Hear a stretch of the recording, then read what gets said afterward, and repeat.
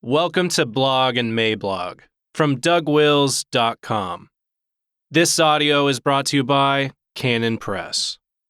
Before we get started, I wanted to make sure you knew about one of Douglas Wilson's kids' fiction books, Andrew and the Fire Drake. Andrew awakens in a strange garden perched on the side of a mountain. He can't remember who or where he is, but he does know that he has a task to do, and it's very important he complete it exactly the way he was instructed, no matter who or what tells him otherwise. Take a breath from the political circus that is 2020 and enjoy a very, very good book, or gift it to somebody who really needs it. You can get Andrew and the Fire Drake today at canonpress.com.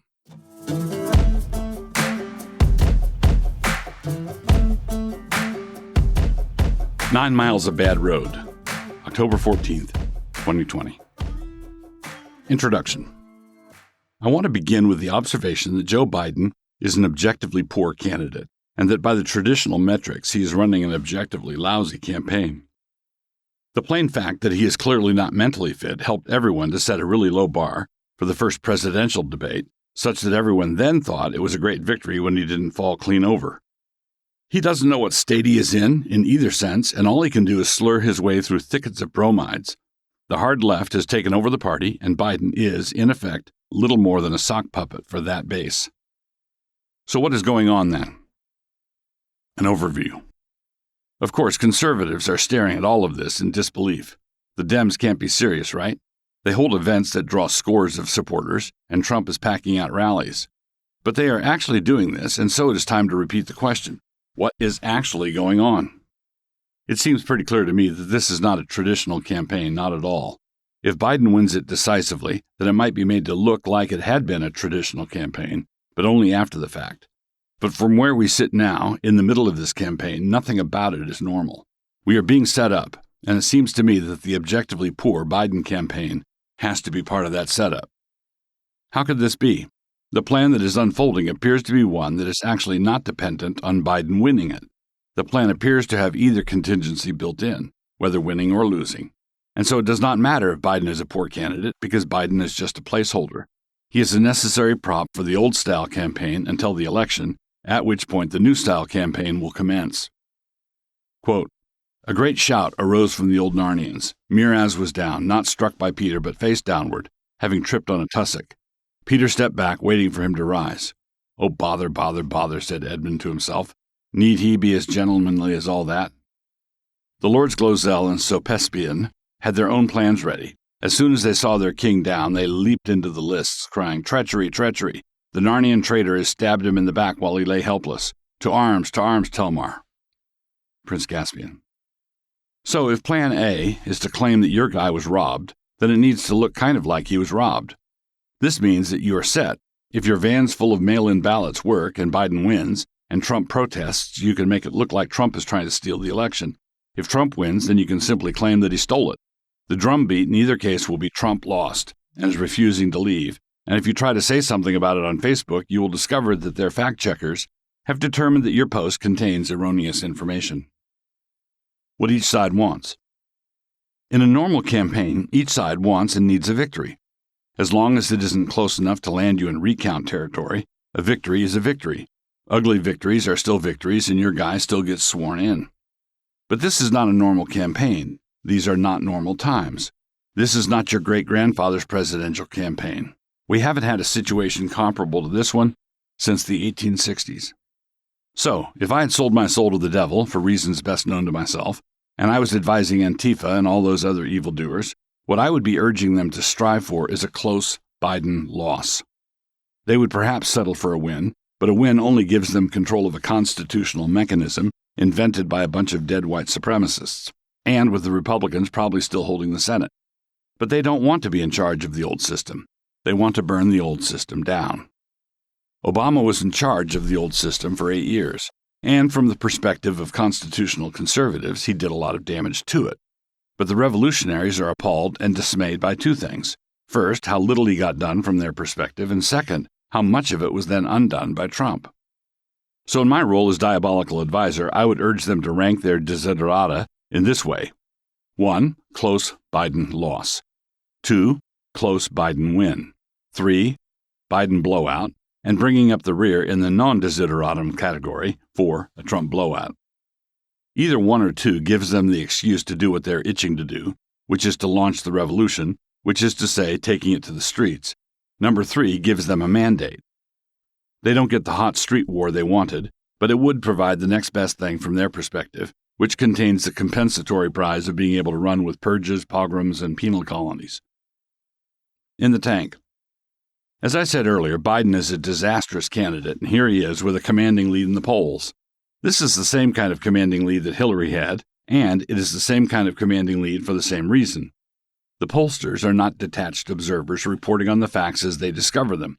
Anybody who believes that the pollsters have no agenda in this, and that the people running those companies are somehow floating above the fray, is someone who needs to go back to college and retake their Cynicism 101 class. Allow me to put it another way. The polling that led up to the Hillary disaster was not an honest, scientific mistake.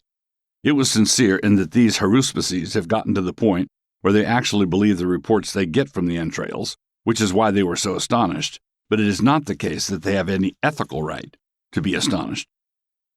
For some mysterious reason, a bunch of young people have gotten it into their heads that having views that are identical with those held by the HR departments of every major American corporation makes them part of the resistance. Quote, "Tell me, O solitary drummer, why do you march so?" Close quote. Quote, "O stranger, the reason I am so persecuted for my convictions is that I am in sync with all the universities, with all the corporations, with all the major media outlets, and with the big tech companies, not to mention the U.S. State Department. We simply cannot compete with those powerful interests out there, backed as they are by Tucker Carlson." Close quote. Suffice it to say that the entire establishment will do everything in its power to reinforce the narrative that any kind of Trump loss and protest, Trump slim victory, or Trump normal victory is by definition illegitimate. They will have good success with any of these scenarios, and they are well prepared for any of these scenarios. The only situation they will not be able to manage is a Trump blowout. But even there, they will try. The one thing they will not be able to counter effectively is a Trump blowout, and so that is what they should get, good and hard. And so I would remind you, this is not an election between a continued Trump administration and a possible Biden administration. We are way past that kind of thing. This is an election on whether to continue having elections. It is my conviction that citizens who find Trump's policies misguided and his manners reprehensible, but who see what is actually happening on the streets, should be able to vote for Trump if for no other reason than wanting to continue to be able to oppose Trump. Trump, if elected, will do things they don't like, but one of them won't be to outlaw dissent. But the left, arrayed against us as the only alternative in this election, is totalitarian. Allow me to say it again. The left is totalitarian and brooks no dissent. And if you are not yet convinced of this, I would urge you to hunt around and get some eyes in your head. What kind of nutter? Are you actually predicting that there are forces on the left that are cynical and corrupt enough to stage manage a revolution in the aftermath of the election? That they would burn down cities to get their way? Look, friend, they are burning cities down now in order to get their way. I'm not predicting anything outlandish. I'm predicting that the left will do nothing more than continue to do what they've been doing ever since the 2016 election, which is to not accept the results of it. And because they were not prepared for that contingency in 2016, they had to figure out their coup on the fly, and so we had Russian collusion and impeachment and all that jazz thrown together in a haphazard way. But this time, they are fully prepared for the possibility that Donald Trump might win the election. There will be pallets of bricks ready to ship. Change my mind. It is not crazy to point out that the unrest that preceded the election, in order to steer that election, will also follow the election, in order to fix the election results after the fact. It is not crazy to surmise that they will continue to do what they've been doing for months. It is not crazy to assume that they will continue to justify the unjustifiable. They have been doing it. Why wouldn't they continue doing it? And if they can, they will do everything in their power to represent any Americans who act in such a way as to prevent the stealing of the election as individuals who are trying to steal the election. Bush stole the election from Gore in Florida because Bush didn't let Gore steal the election in Florida. That kind of thing, only with guns. Cities of refuge for the never-Trumpers. This situation doesn't really have an ethnic component, other than that ever-present white supremacy we keep hearing about. But there is a point of comparison. A sage once observed that you do not have to choose up sides in an ethnic war. The other side does that for you. Now, it may well be that there are conservatives, and ostensible conservatives, who are too fastidious to vote for Trump, even in the face of all these compelling observations. I don't care what you say, I am still not going to vote for that loathsome man. I get it, I understand you. But once you've voted your conscience and the country is pitched into post-election chaos, you also have to agree not to flee to a red state for refuge. Because if you do, you are fleeing to Trump country. If you didn't vote for him in the election, you most certainly should not vote for him after the election, right? It turns out that you live in a place where the other side has decided to make decisions for you. It turns out that they are totalitarians, and this comes as something of a shock. So you start thinking about moving to a place where dissent is still tolerated. I say this to make a point. If you refuse to vote for Trump, you shouldn't flee to Trump country after the fact. I mean, it was a matter of conscience, right? Right. But if you do flee in such a manner, I am here to assure you that you will be most welcome. I mean, why not? It's a free country, what's left of it.